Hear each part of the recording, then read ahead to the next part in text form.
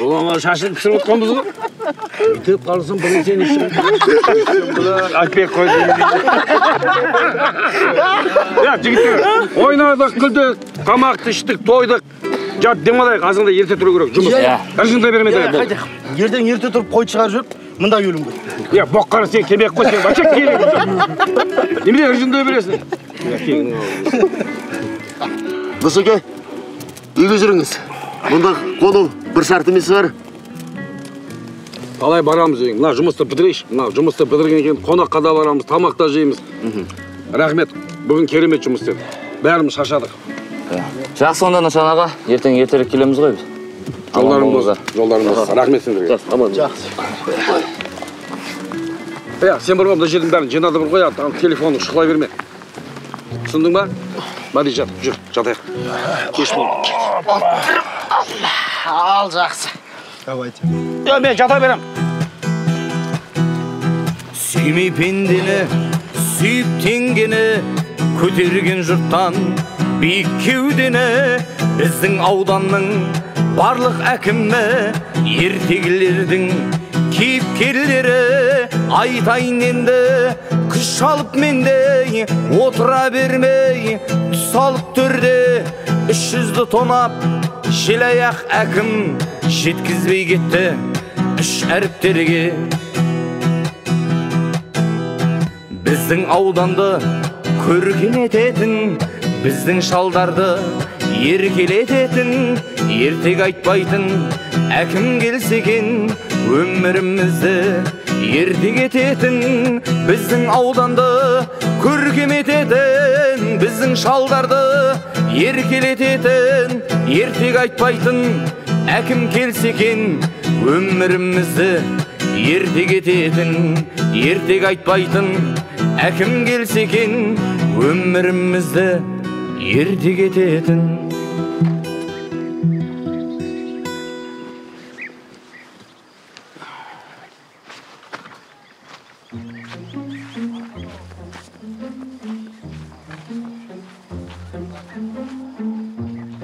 Табақ не? Не мынауындар? Табақ не? Не болып жатыр мынау? Не болып жатыр? Мә, папа, сұмдық болып жатыр. Не сұмдық? Қараңызшы. WhatsApp, Instagram бәрін жарып жатыр. Мә саған. Не мынау? Кімдер сонда мен түсінбедім бе? Кім? Не мынау? Білмеймін. Ассалаумағалейкум. Уағалейкум. Нышан аға, қалайсыз, қалыңыз ба? Аман есесіз бе? Рахмет. Құдай қолдарыңызға қуат берсін. Ризамын сізге. Рахмет. Мен жеке кәсіпкермін. Тұрба шығаратын заводым бар. Ал сіздің жұмысыңызды көріп, сізге аттым осылай. Тұрба келіп жатыр, бауырым, рахмет. Ай, бәрекелді. Нышан сказал, нышан сделал. Рахмет. Мади қайда, Мади? Мади аға бас жағында. Шақыр осында бер. Күрегімді айда. Ерген айтасыйын.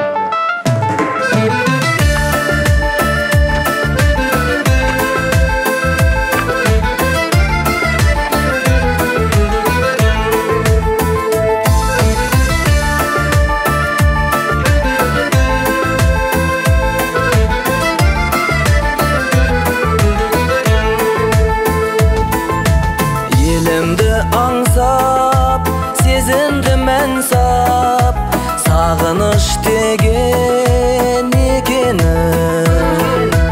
Аққулы күнім, асқарлы белім, алыстан аңсап жетемін. Ағайын туыс бауырай, кішкентай ғана ауылай, туған жерде тулайды асау қанымай. Атамның туған жер еді, анамның туған ел еді, ауырып жаным тұр неге, ауылға кеткім келеді.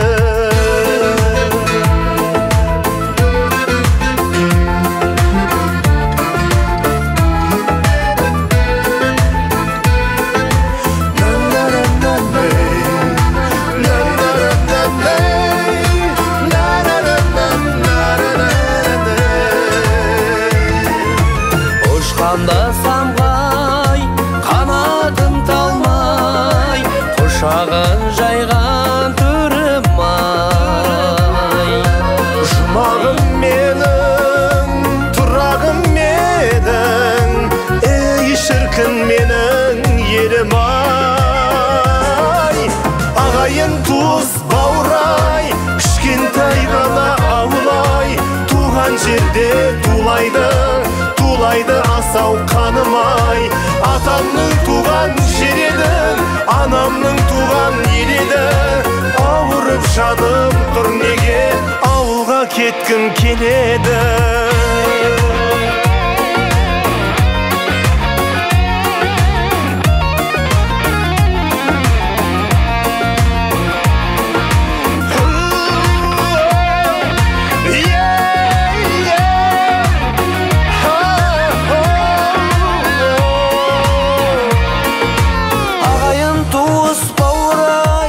Кішкентай ғана ауылай, туған жерде тулайды асау қанымай. Киелі ата мекенді, ардақта ұлым өтеді. Ауырып жаным жүргенде, жүр әнім саған жетеді.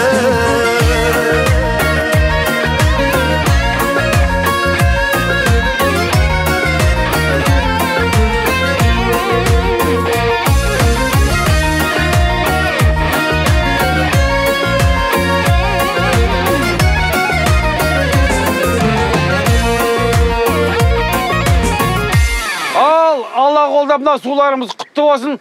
Бисмиллахир-рахманир-рахим. О, шашақ, мына суды қайтан қазатын болдық па?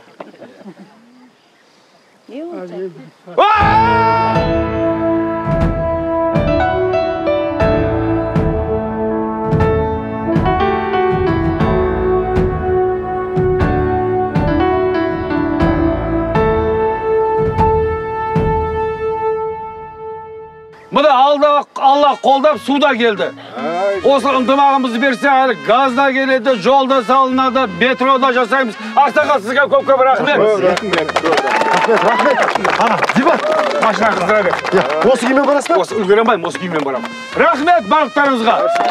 Сізге де рахмет. Сізге де рахмет. Ой, Нышанжан қайда кеттің? Біз дебат жиналыс болып жатыр, мен соған барып үлгерем керек. Кешке жақын ауылда той ғой. Қандай той болайын деп отырмыз? Қандай той? Кәдімгі мынандай той болайын деп жатыр ғой. Үлгереміз. Тоқтыңызды соя беріңіз. Соямыз, ертең әлі сайлау үшіді. Бірге боламыз. Жақсы бол. Рахмет барлықтарыңызға.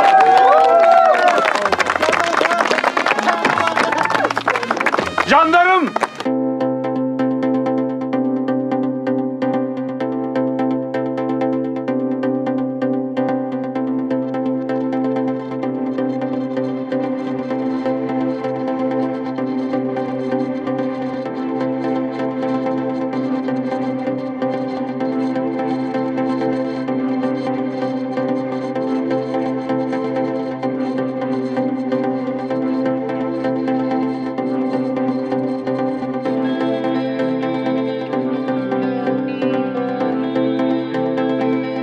Да нет, все нормально. Акен, Сашай. Жоқ, біз өзіміз. Сіз феминистерсіз, да? Наоборот. Ашыңыз.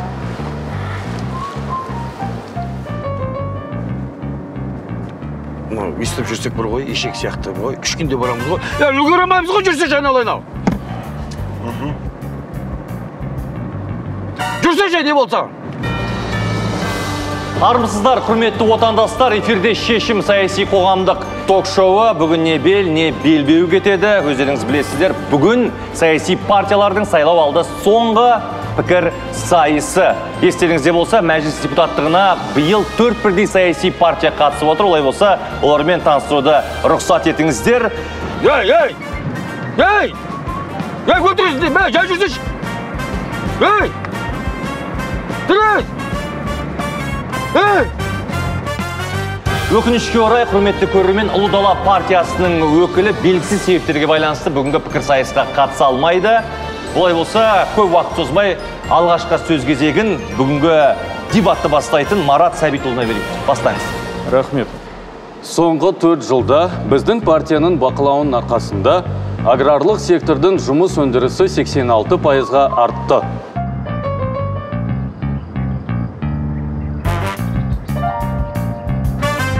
Соңғы 1,5 жылда феминист қыздар партиясының қатары 86%-ға өсті. Жүріп кәдімгідей аграрлық сектордың жүгерісі сияқты тез өсіп жатыр екенсіздер. Енді әйтсе де ұстанымдарыңыз не? Мысалы, еркектерге демей-ақ қойыншы. Әйелдерге қандай уәде бересіздер? Өте жақсы сұрақ. Феминист қыздардың жалпы мақсаты ол ер мен әйелдің құқығы тең болу, және де әйелдің құқығын қорғау. Жалпы мені бір қорқытатыны ол қазіргі таңда қыздар мен әйелдердің құқығын мемлекет пен қоғам тарапынан ешқандай да қорғау жоқ. Осы жағы бізді кішкене алаңдатады. Соған орай біз феминистіктер зорлық-зомбылыққа күресеміз. Әйелдің құқығын қорғап, және де осыны біз заңға бекітуіміз керек. Айта кетерлік жайт, әйел мен еркектің құқығы тең болу керек. Дейді ТХП-лықтар дейсіз ғой? Иә.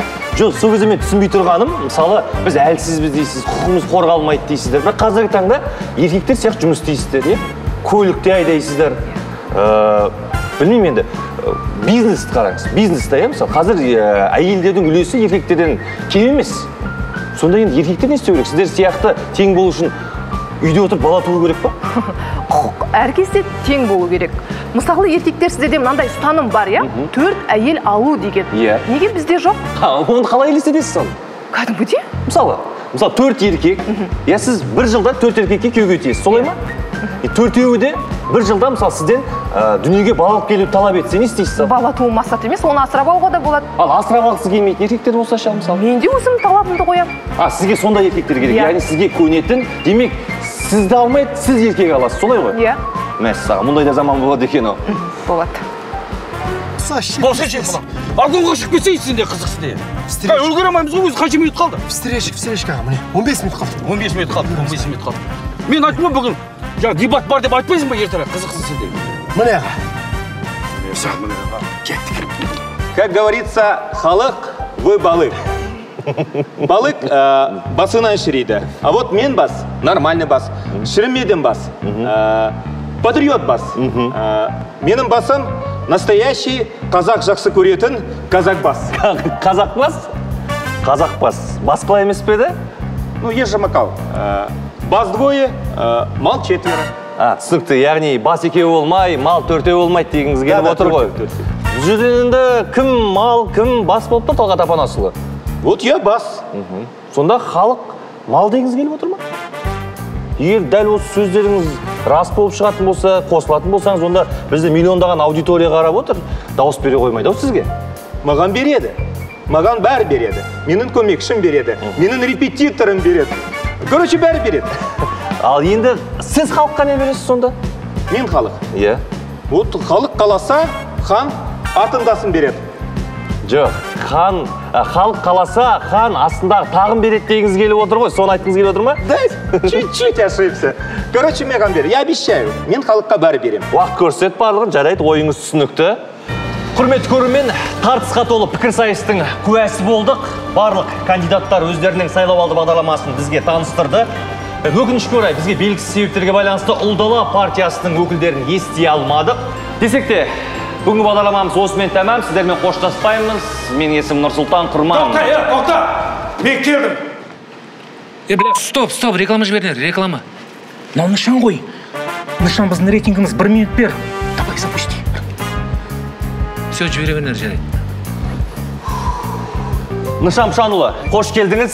Сізде 1 минут уақыт бар. Кеттік. Жаяудың жаны шықпас, жалғыздың аны шықпас. Ананас, қазақтың мақалын ластамай көтіңді қысып жүр, ұқтың ба? Құрметті көрермендер, кешірім сұраймын. Көт өзіңкі болса бар ғой, қысып жүр. Старша көрмеген шакал, мәңгүрт. Иша! Нышан Пшанұлы, сізде 30 секунд уақытыңыз қалды. Үнемді пайдаланыңыз. Құрметті халайық, менің айтайын дегенім, 30 жылдан бері тартпаған суды біз халық болып бір-ақ күнде су шығардық. Бұны мен айтайын дегенім, мені ешкім қинаған жоқ. Бұл менің өз таңдауым. Нышан сказал, Нышан сделал. Мен өзім жалғыз жерді қазған кезде 3 күнде 3,5 метр қаздым. Ал 4-5 жігіт кеп көмектескенде 3 күнде мен 50 метр қаздым. Мен өзім жалғыз жерді қазған кезде 3 күнде 3,5 метр қаздым. Ал 4-5 жігіт кеп көмектескенде 3 күнде мен 50 метр қаздым. Ал бүкіл ауыл жиналып қазғанда бір-ақ күнде біз 8 километр қаздық. Сондықтан да менің айтайын дегенім, егер де біз жұмыла көтерсек, барлық жұмысты түбіне дейін апарамыз. Ал ертеңгі сайлауға бір үйдің адамдай бас қосып, дауыс берсек, біз Қазақстанның болашағы үшін, ұрпағымыз үшін барлық жағдайды еліміз үшін, халқымыз үшін қамтамасыз етеміз. Уақыт бітті. Уақыт бітті, құрметті көрермен. Сіздер үшін саяси науқандағы дауыс беру уақыты енді басталады, сондықтан белсенді болыңыздар, саяси процестерден құр қалмаңыздар. Студия қонақтарына, кандидаттарға рахмет айтамыз. Көршілеріңізге айта барыңыздар. Қош сау болыңыздар. Мәди, қалай болды? Күшті болды аға. Ауылға кеттік па? Кеттік, айтып кеттік қой. Қазір 1 секунд. Күте тұрам онда. Аха.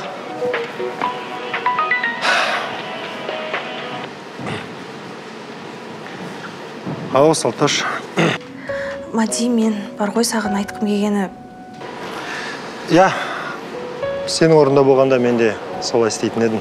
Мади, тыңдашы мен сөзімді, бөлмеші. Мен бар ғой түсіндім бәрін.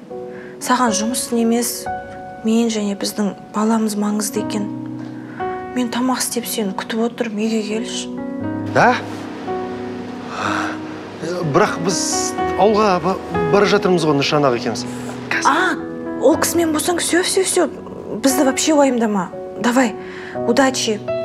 Ты молодец, у тебя все получится. Жарайды. Салташ, жақсы көрем сені. Давай. Мәди! Ау!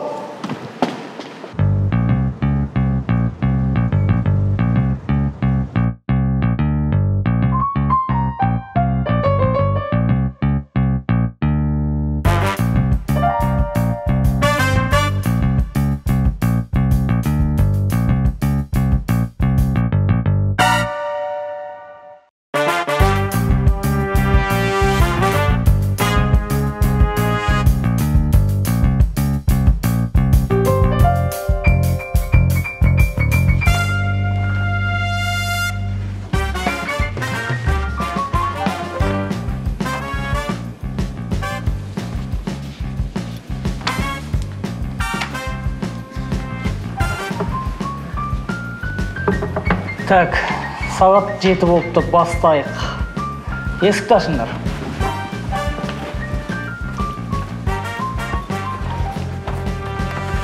Тоқтаңдар. Марат, не істеп жүрсіңдер? Мен күрес сағат 10-да деп едім ғой. Қайдағы күрес? Мен сайлауға келдім. Сайлауға? Әрине. Мақпал, мына жақта 40 адам тұр ғой. Бюллетендерің жетеді ме? Иә, жетеді. Не істеймін енді?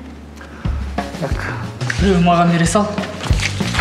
Біреу Майраға бере сал. Үшеуміз ала саламыз.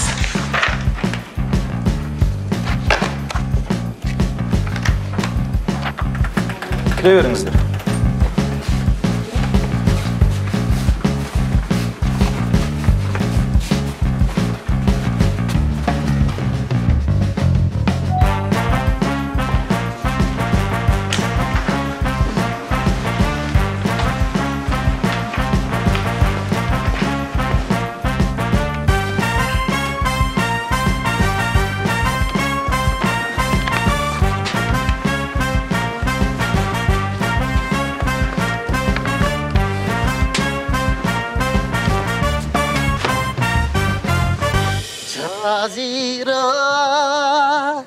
Жасыл кілем өрнектеген туған жерге дариға. Нәкөш, қалайсың? Сендер сайлаудан емессіңдер ме? Кеше нышан келіп шақырып кетті сайлауға келіңдер деп. Соған дауыс беруге кетіп бара жатырмын. Дұрыс. Қазір мен де онда ауылға малды қайырып барам. Аха.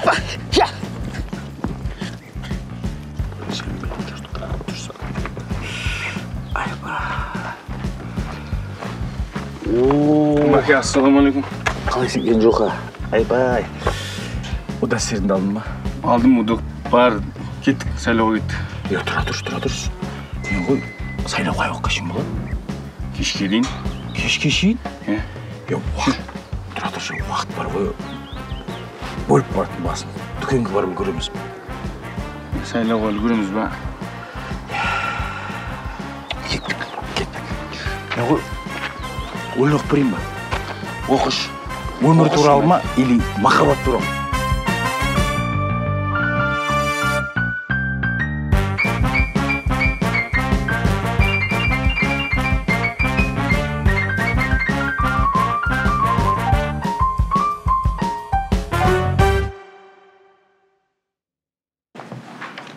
Сағат 7 болыпты. Есіктерді жауып, бюллетендерді санайық. Ой, бір бюллетен қалып кетіпті ғой. Өзің қоя салшы. Ерема, қайда жүрсің? Будильникті 7-ге қойып қойым, кешкіге қойыппын ғой. Мә. А то бірінші келетін едім ғой. Маған қаяғынан кіретін еді.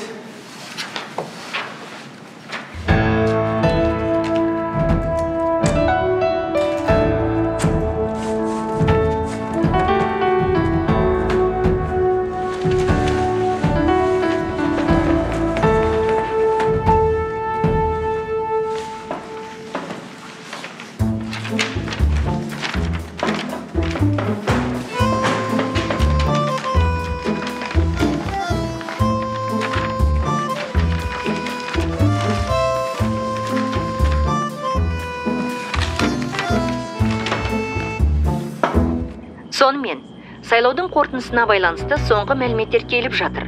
Алдымен айта кетерлік жағдай, бұл сайлаудың басты ерекшелігі елімізде сайлауға қатысқандардың санын пайызға шақсақ, 99,999% құрады.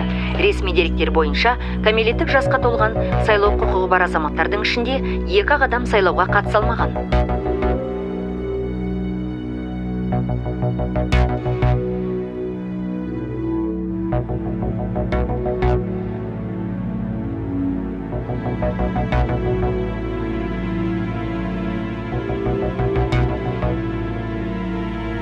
Ал енді сайлаудың алдын ала нәтижелеріне көз жүгіртсек.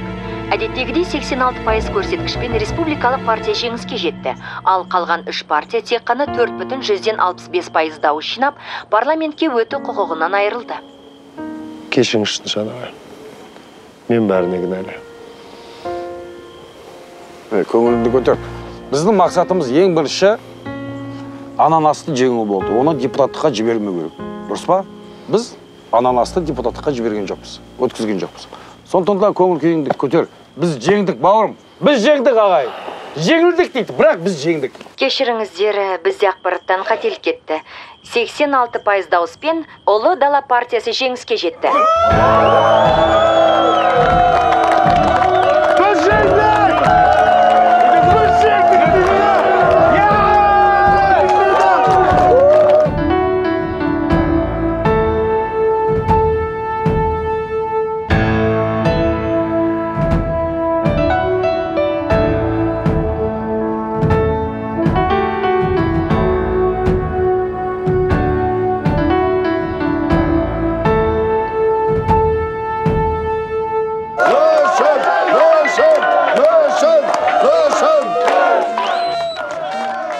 Алло, біз жеңдік қой, Салтош! Алло, Жан, мен босандым! Қашан? Жан, 2 жол! Жан, уайымдама, Нышанаға қасында бола бер. Аха.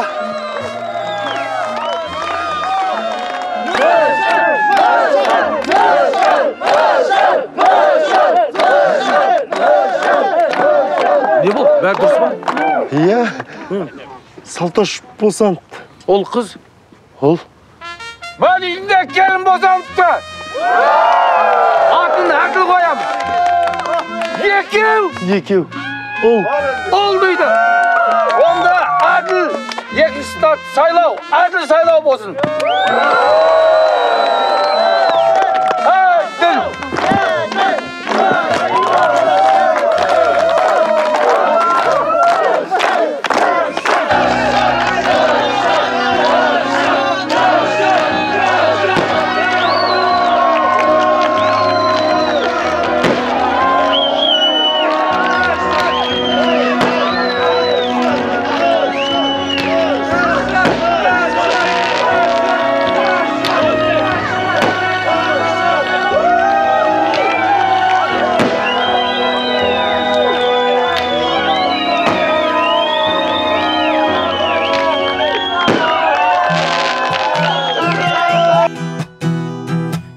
әдемі пендені сүйіп теңгені көтерген жұрттан биік кеудені біздің ауданның барлық әкімі ертегілердің кейіпкерлері айтайын енді күш алып менде отыра бермей түс алып төрде 300-ді тонап желаяқ әкім жеткізбей кетті 3 әріптерге.